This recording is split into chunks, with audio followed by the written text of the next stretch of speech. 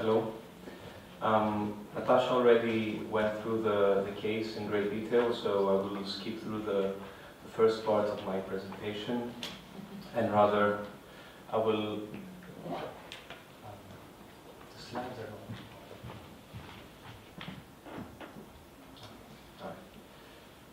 not... and I will focus on the methodologies, various challenges that we faced in our research approach, and again discuss this method of calibrating a physical reenactment with a digital simulation and how we negotiated the two.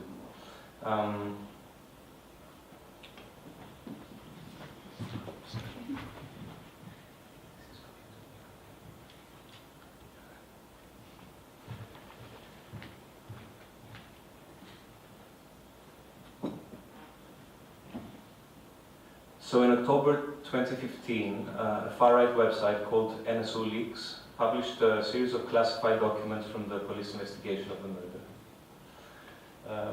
In this leak there were photos of the crime scene, there were testimonies from the court files, and a police video where Temme reenacts his movements as he exited the cafe. So his testimony gave us a guide as to the trajectory he followed while he was leaving the cafe, and we could use it to begin to extract spatial and temporal information of the event. This is a small clip from his video reenactment.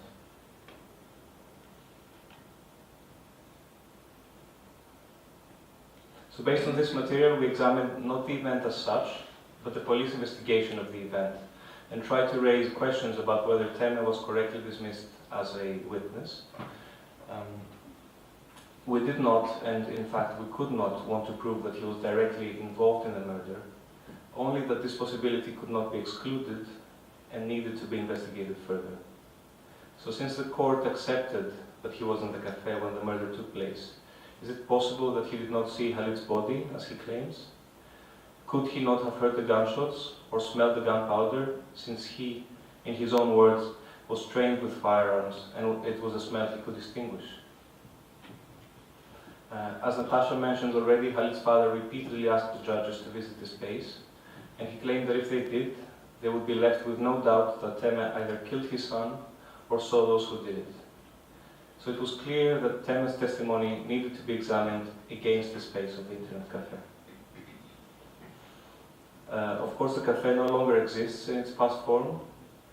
We had to reconstruct it through crime scene photos and through Temme's own reenactment video. First in a 3D model, and then in real scale in the Haghighian in Berlin. In that model, we undertook a series of experiments. So we turned the space into a sensorium where we reenacted and scrutinized Temme's testimony.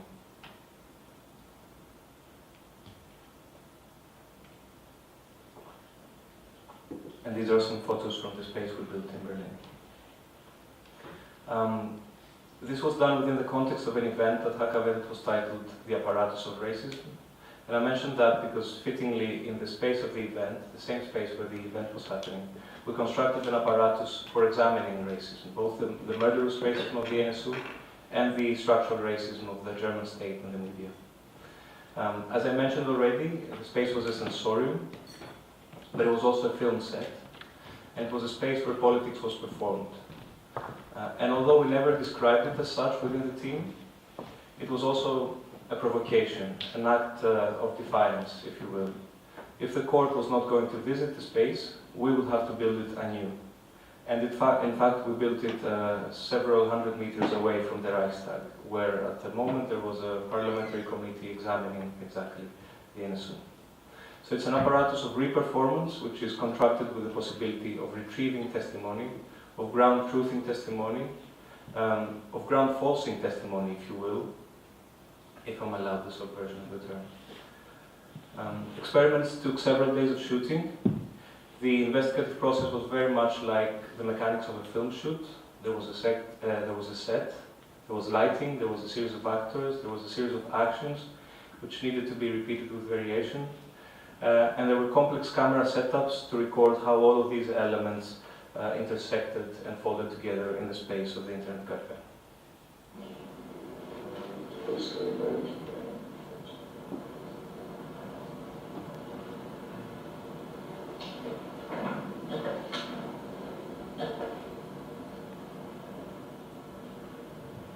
Okay, so timer starts now.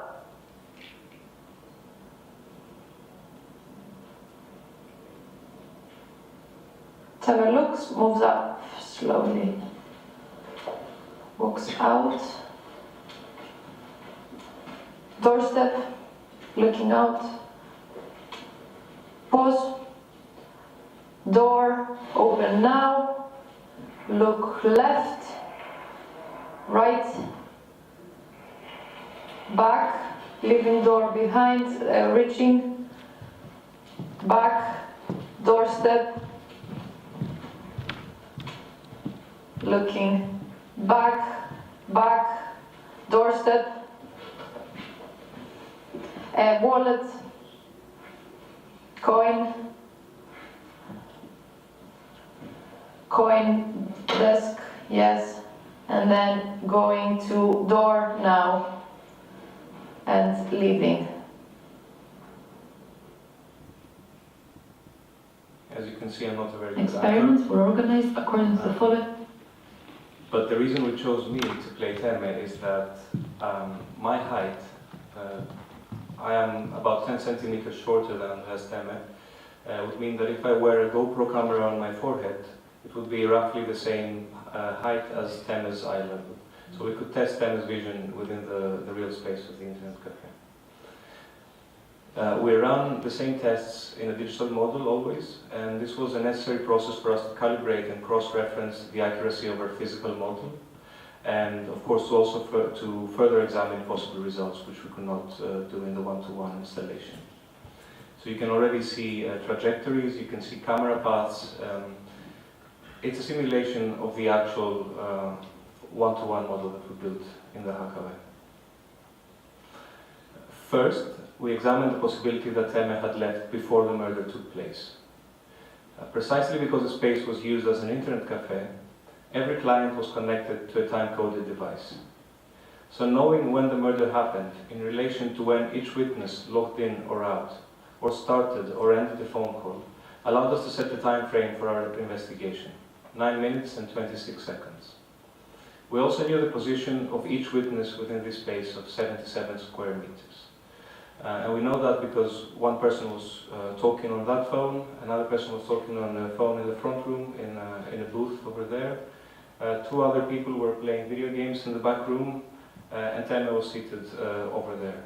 We know that from their login data. So there were 4 other witnesses in the cafe at the time of the murder. All of them were there when Halit's father discovered his son's body lying on the floor, and they all later recalled hearing a noise, some kind of noise, like balloons popping or like a heavy object hitting the floor. Temme was the only one who had left and who later testified that he did not hear anything, even though he was the only one who was not wearing headphones or talking on the phone. And in fact, he was tracked down by the computer he was using. His excuse for not coming forward as a witness was that he was surfing a dating website while his wife was waiting for him at home, pregnant. So we tested the 3 senses, again, in both the digital and the physical space, one always calibrating the other.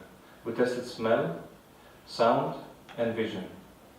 So could Temme not have smelled the gunpowder as he exited the cafe? We worked with a group of engineers from Imperial College in London to simulate the dissipation of ammonia particles from the bullet in space. We knew the kind of ammunition that was used, we knew the number of gunshots that were fired, and the position of the shooter from the leaked police documents. With these parameters, we found that when Temme enters a front room, the smell is most probably still detectable. Of course, in that experiment, there are certain variables which we could not control, like how long the door remained open, or whether the murderers used a plastic bag over the gun. So this is the only one of the 3 experiments that is partially inconclusive.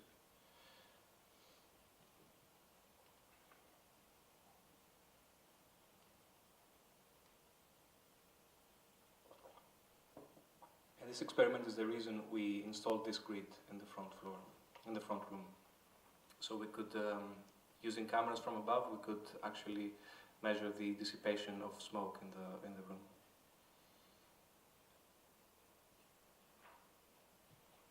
We then examined the sound of the gunshots. We hired a gun specialist in Arizona, who fired and recorded the CZ-83 handgun, the same weapon that was used in the murder.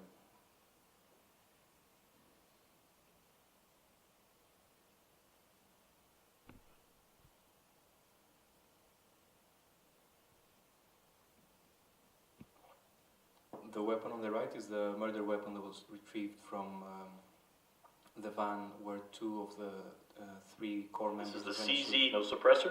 were staying.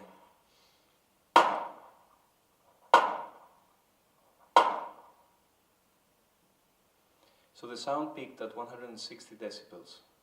When fired with a suppressor, like the one used in the murder, the noise peaked at 130 decibels.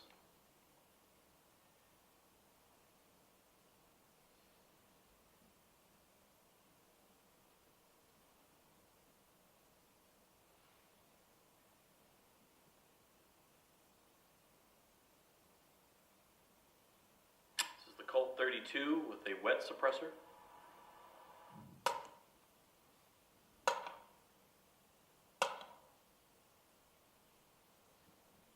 So we played the recording in Berlin at 130 decibels and placed a microphone where Temme was seated. I'm sorry, I will have to scroll through this video. Okay, forget it. The sound peaked at 100 decibels, which means that even for a split second, the noise inside the cafe would be equal to that of a jackhammer or a train approaching in close distance, which is of course way louder than the ambient noise of 40 to 50 decibels, and therefore definitely audible from Andres Temme's seat. Last, we examined whether Halit's body was visible to Temme, as he leaned to the desk to leave a coin, like exactly he described in his reenactment. We used his video to track his movements in space, while the body position was given to us by Halit's father, who was precisely the one who found his son's body.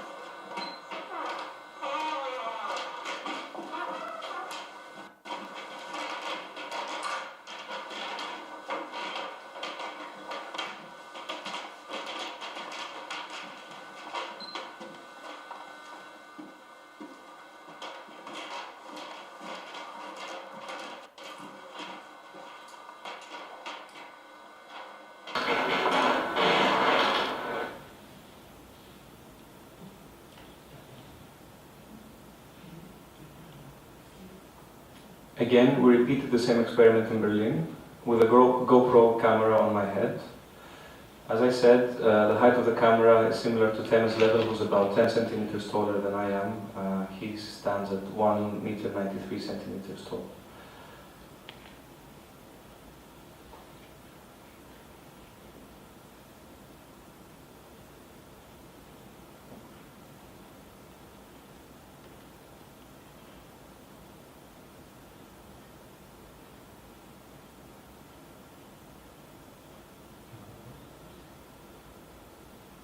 To be safe, we tried several positions for Halit's body, even though this was a position given to us by his father.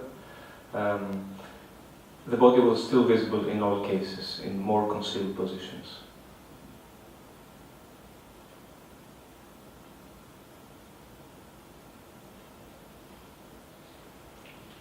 So as I described earlier, within the four walls of this small internet cafe, we find condensed many questions regarding the relationship of the deep state and the neo-Nazi groups in Germany.